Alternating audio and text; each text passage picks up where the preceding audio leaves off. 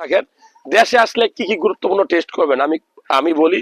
যারা প্রবাসে থাকেন তারা কিন্তু ওখানে চাইলেই সব টেস্ট করতে পারেন না, হয় টাকা থাকে না, অথবা ছুটি থাকে না, অথবা টেস্ট করলে রিপোর্ট অনলাইনে থাকে বের করতে পারেন না, অথবা আপনি তাদের ভাষা বুঝে বলতে পারেন না, কারণ ভিন দেশে থাকেন। প্রবাস থেকে আসলে এই 5টা গুরুত্বপূর্ণ টেস্ট করবেন। নাম্বার 1, রক্ত ঠিক মতো আছে কিনা, রক্তে ইনফেকশন আছে কিনা, সিরাম সিবিসি টেস্ট করবেন, কমপ্লিট ব্লাড কাউন্ট।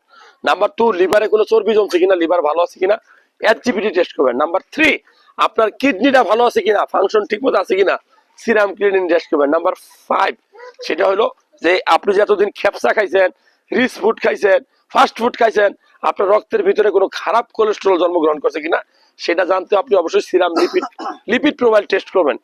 এছাড়াও আমরা বলি আপনার কিডনিতে পাথর, পিত্তথলিতে পাথর, পেটের ভিতরে কোনো টিউমার, আপনার লিভারে কোনো চর্বি জমলো কিনা জানতে হলে আপনি অবশ্যই একটা আলট্রাসোনোগ্রাম, হোল অ্যাবডোমেন পুরো পেটের একটা আলট্রাসোনোগ্রাম করবেন।